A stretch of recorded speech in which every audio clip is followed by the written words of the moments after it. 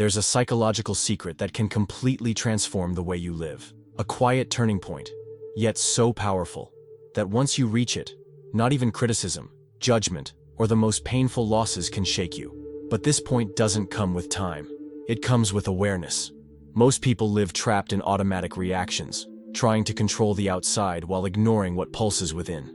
Carl Jung saw this with brutal clarity. He discovered that we don't become strong by resisting the world, but by integrating what we deny in ourselves.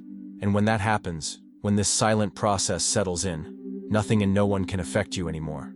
And throughout this video, you'll understand why so many people feel emotionally unstable, even though they seem strong on the outside. You'll see where your triggers are really born, and how to deactivate them without shutting yourself off from the world. But most importantly, you'll discover a place within yourself where the world can still touch you, but can no longer knock you down. So watch until the end if you're ready to finally stop caring about what was never meant to affect you in the first place. And if you're not subscribed to the channel yet, take a moment to do it now, because here, every video takes you one step deeper toward who you really are. Someone criticizes you, another ignores you. A subtle jab comes your way, just to test your limits. And surprisingly, nothing inside you flinches. No automatic defenses, no urge to strike back. Just a strange and powerful feeling. Peace. It's like you finally stopped dancing to the tune the world keeps playing. This state isn't coldness, nor is it indifference. It's psychic freedom, an inner space where emotions can exist, but no longer dictate your direction. When the soul finds that place, something fundamental shifts. The center of experience stops being out there and starts being within you. So, what changes when you're no longer controlled by the outside world? Carl Jung gives a simple but brutally honest answer. What affects you, controls you. What you integrate, sets you free. What he suggests isn't resisting the world, toughening up so you won't break. It's something else. It's recognizing what still vibrates, still bleeds, still reacts inside you. And from there, holding it with presence.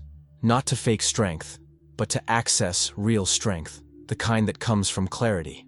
Reacting is the ego's default mode. It's the emotional body trying to protect itself from what it doesn't understand. But when you observe the movement before you fuse with it, when you feel without getting lost in it, you begin to break free from what affects you. This isn't about becoming immune, it's about becoming whole. Freedom in this sense doesn't mean the absence of pain. It means the absence of dependence on others' validation. It's realizing that external discomfort is just the surface. What really throws you off center runs deeper. And that's where change begins. You don't silence the world. You silence the part of you that still confuses itself with it. That shift is subtle, but it changes everything. The world will keep provoking, testing, pushing buttons. The difference is, now you're anchored somewhere else. The ego is no longer in the driver's seat. And when that happens, the things that used to move you, criticism, silence, rejection, lose their power to drag you down. Still, the old impulse doesn't vanish overnight. It still shows up. Fast, instinctive, ready to react. The first reaction is usually the loudest. Criticism hits, and in a split second, the ego is already in combat mode. It's such an automatic reflex that you barely have time to notice what was actually touched. To the ego, any discomfort feels like a threat, and it rushes to keep the illusion of control alive. That control is just that, an illusion, an internal play where the ego acts out the role of stability. If I explain myself well, they won't judge me. If I look confident, they won't attack me. But this effort has deeper roots. The fear of being exposed, the dread of appearing weak, inadequate, out of place. When that pain gets touched, the ego kicks in to cover it up, like trying to put out a fire with your bare hands. That's why even shallow criticism can spark exaggerated reactions. It's not the criticism that hurts, it's what it activates. Jung said that the ego, when disconnected from the rest of the psyche, becomes a desperate defender of its own image. The more insecure it is inside, the more rigid it becomes on the outside. Sensitivity turns into weaponry, rigidity, a false fortress. In this process, the ego turns any disagreement into a personal attack, and any silence becomes rejection. Everything becomes about it. But this is just a symptom of a wound that hasn't been faced. Every overreaction is, deep down, a cry for help disguised as defense. But that reactive movement doesn't solve anything. It only postpones. The pain stays alive, tucked away in a dark corner of consciousness, waiting for the next trigger. And the more you respond on autopilot, the further you drift from what you're actually feeling. The way out begins the moment you notice the impulse and choose not to follow it. That instant when you take a breath before acting is the crack where light gets in. And it's in that space between stimulus and response that you begin to break free from the ego's grip and take back control of your own experience. Every time someone gets under your skin, there's something deeper going on than it seems. The intensity of your reaction rarely has to do only with the other person. Most of the time, it reveals a blind spot, something you don't want to see, but that's there, operating in the shadows. The shadow, as Jung defined it, is the sum of everything you've repressed, denied, or rejected in yourself, not out of malice, but out of a need to be accepted. From a young age, we learn what can and can't be shown, what is beautiful, praised, and what is shameful or frowned upon. Whatever doesn't fit gets swept under the psychic rug, but what is hidden doesn't disappear, it grows stronger. These denied parts form a kind of autonomous energy. They don't want to be ignored. And so, they often show up in our interactions with others. That moment when someone gets under your skin for no obvious reason. The irritation, the judgment, the disproportionate discomfort are usually clear signs that something in your shadow has been touched. The other acts like a mirror, but the reflection can be unbearable. The shadow isn't a monster. It's everything you've hidden because it wasn't acceptable. It can include qualities you don't even recognize in yourself out of fear, envy, or insecurity. The courage you don't express, the creativity you suppress, the anger you won't admit to feeling.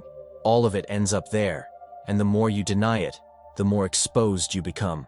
Because what isn't integrated controls you from the sidelines. Think of the shadow as a psychic echo. When the light of awareness hits something that's been buried, that echo screams. It feels like the discomfort is coming from outside, but its source is internal. It's as if life constantly places people and situations in your path to remind you of what you've tried to forget. The good news is that this exposure is also an opportunity.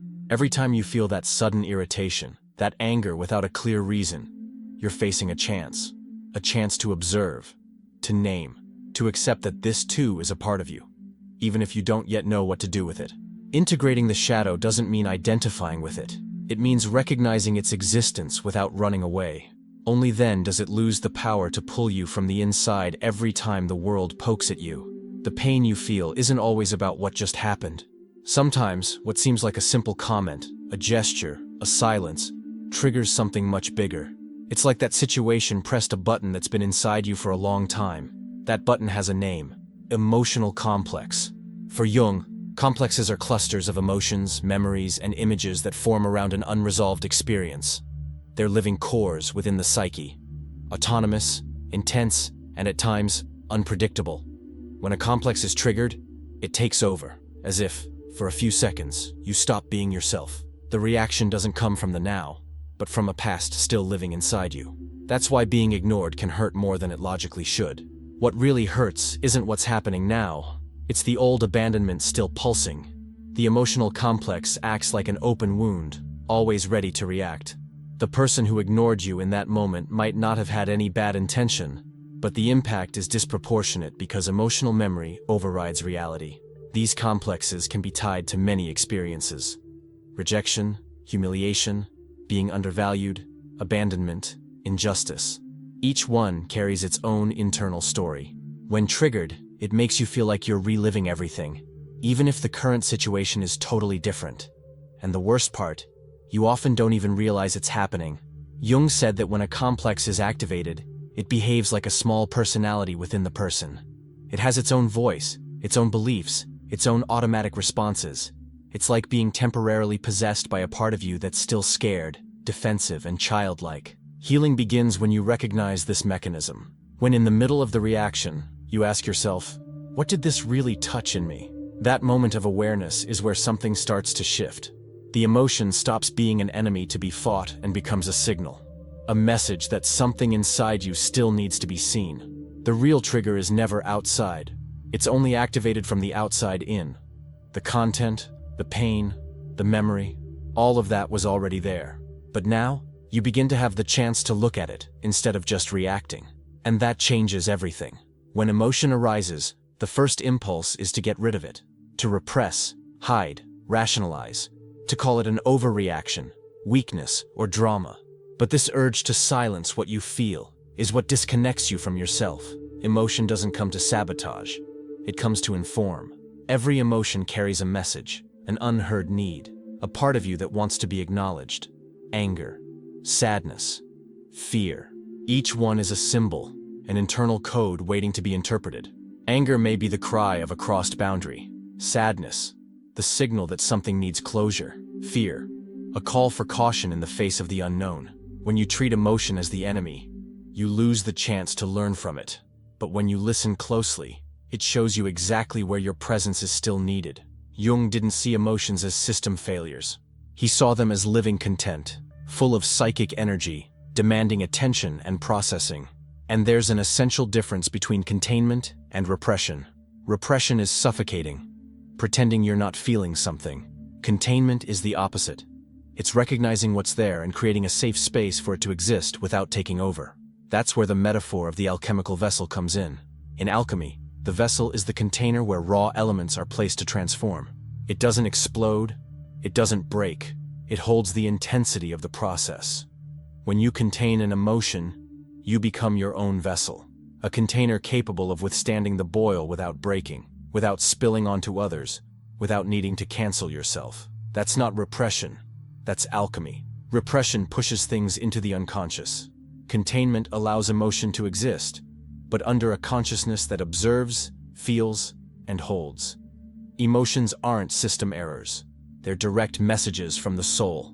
Anger might be showing that a line was crossed. Fear, that you're facing the unknown and need to prepare.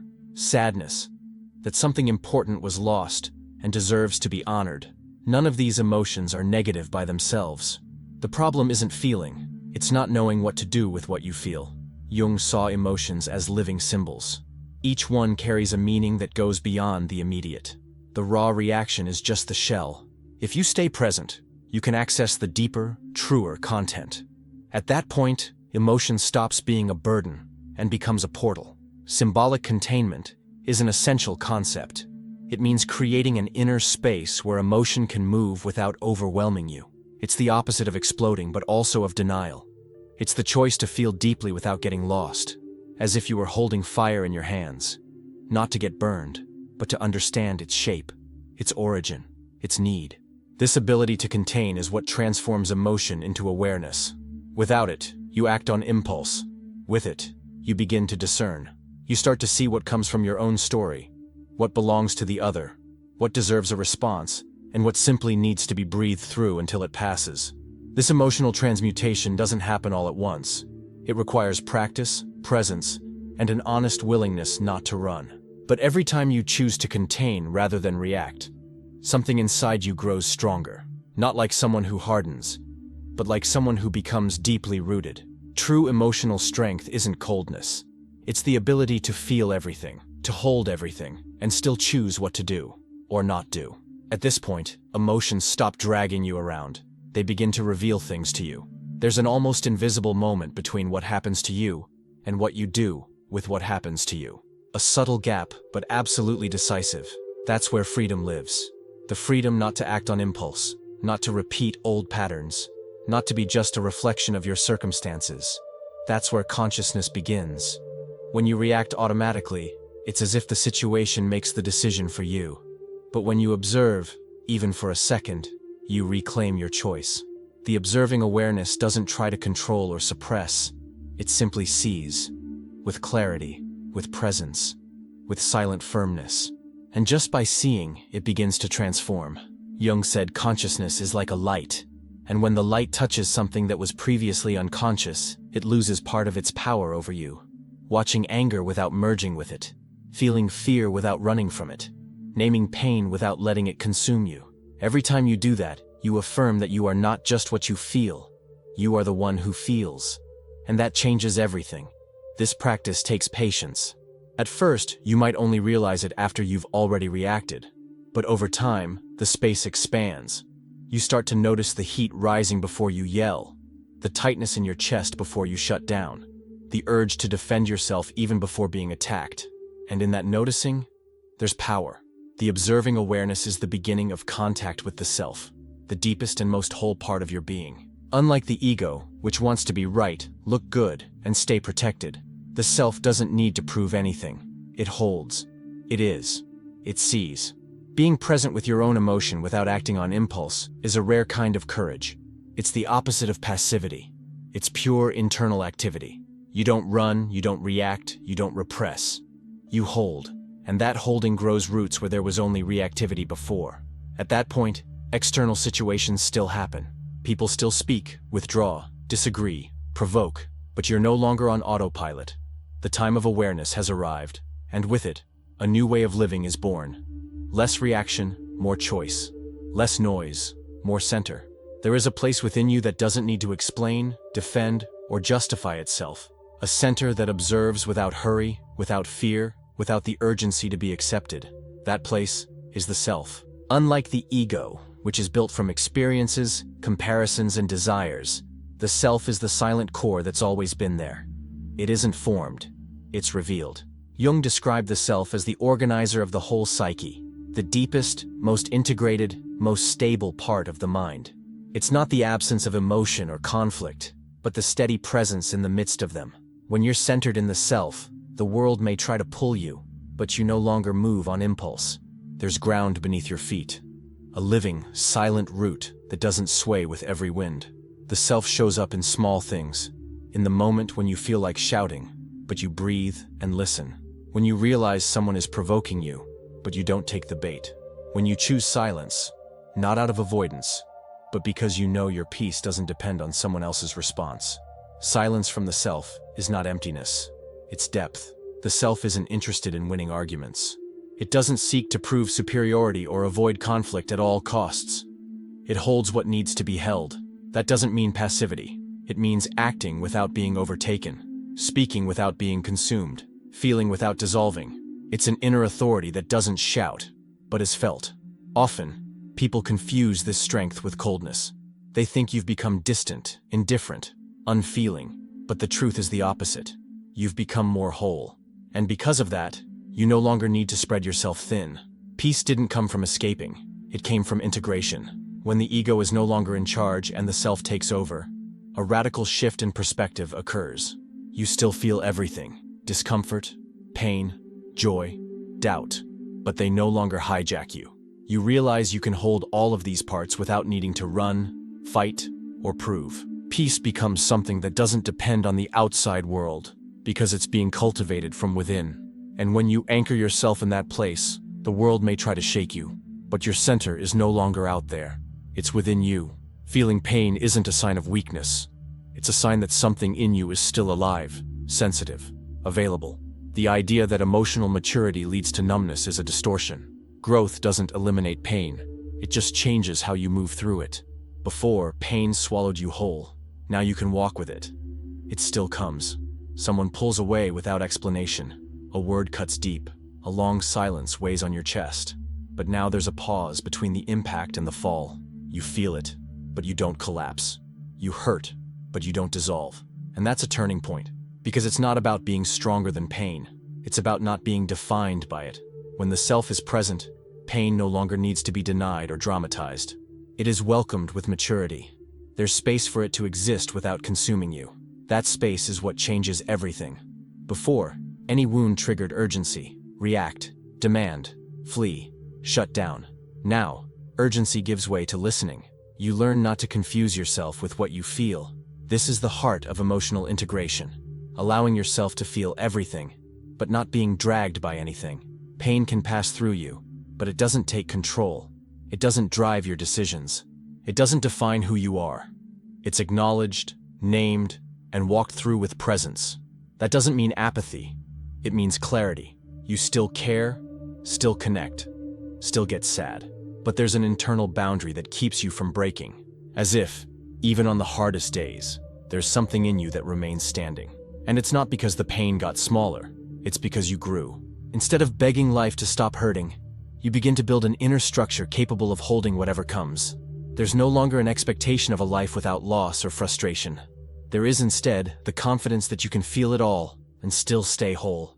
In this new state, pain stops being an enemy to avoid. it becomes a teacher. It shows where there's still attachment, fear, idealization, and you listen without rushing to fix, because you know that if you stay present, the pain will pass, and you will remain. The urge to control everything is really a sophisticated form of fear of the unexpected, of rejection, of pain, of loss. The ego wants to predict, plan, ensure nothing strays from the script. But this quest for absolute control is exhausting, and worse, impossible. The more you try to control, the more vulnerable you become to what you can't.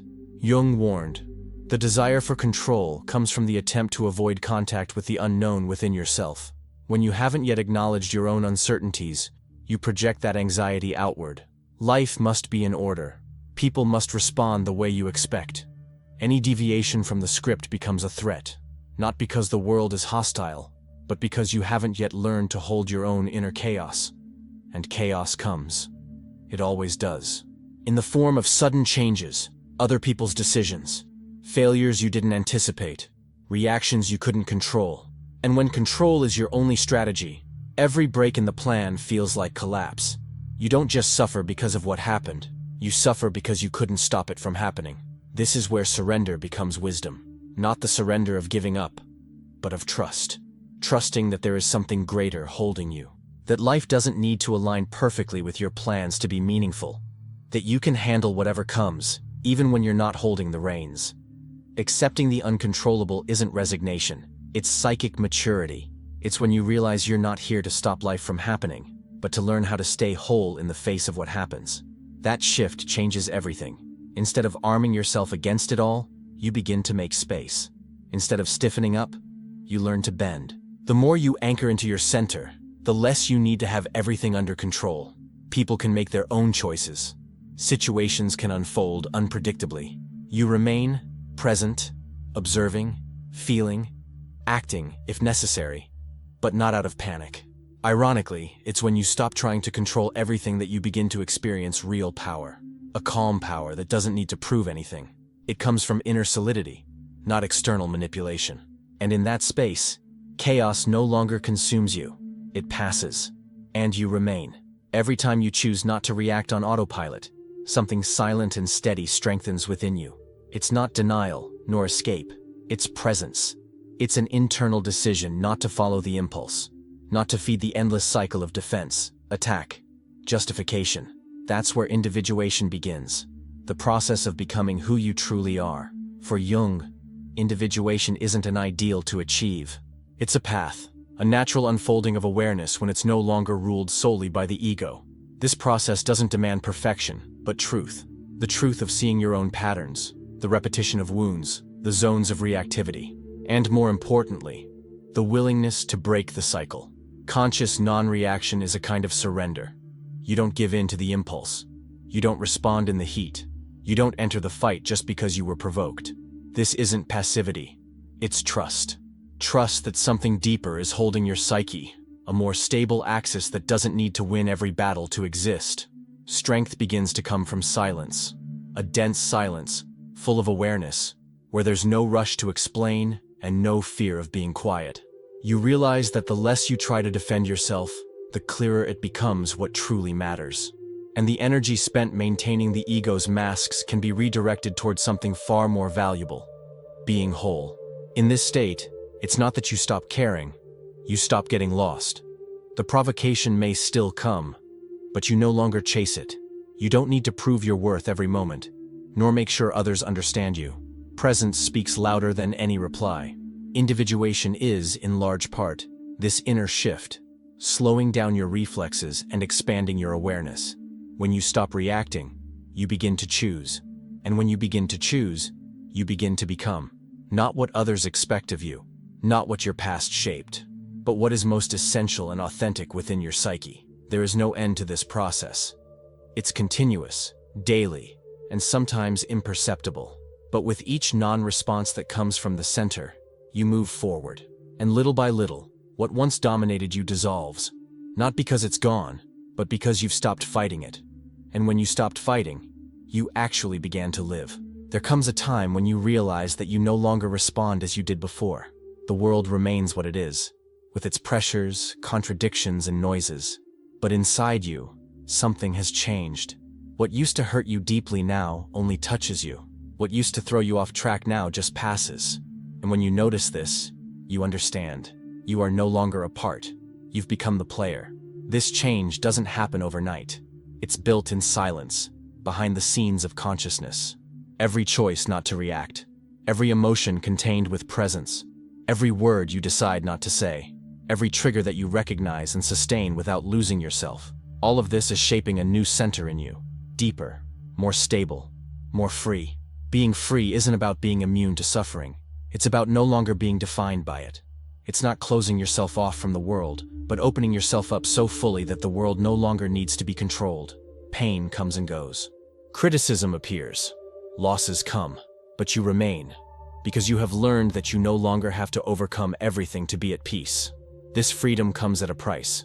Responsibility for yourself. When you stop blaming the world, you start taking care of how you feel. When you stop wanting to control others, you start observing your own movement. It's scary at first, but it's also liberating, because you no longer have to wait for something outside to change. You have become the point of change. Now, every provocation becomes a mirror. Every discomfort, a warning. Every emotion, a message. And everything that used to hit you now teaches you. The game hasn't stopped, but you've stopped playing in automatic mode. Your response is no longer a reaction. It's a choice, and that completely changes the way you live. There's no longer any need to prove, correct, win, or run away. Silence is no longer the absence of speech. It's a sustaining presence. Calmness is no longer a disguise. It's the consequence of knowing where you are. And the other, with everything they bring, no longer determines who you are. You know yourself. And the soul that recognizes itself no longer needs to explain itself. If this made sense to you, if at some point in this video something inside you moved, then continue on this journey. Subscribe to the channel, turn on notifications, and follow us on this process of integration and awareness. Here, each piece of content is designed to help you build that inner freedom that no one can take away. And if you've made it this far, comment below. I choose not to be a reaction anymore. This will be your way of marking that something has started to change. And now we'll see you in the next video.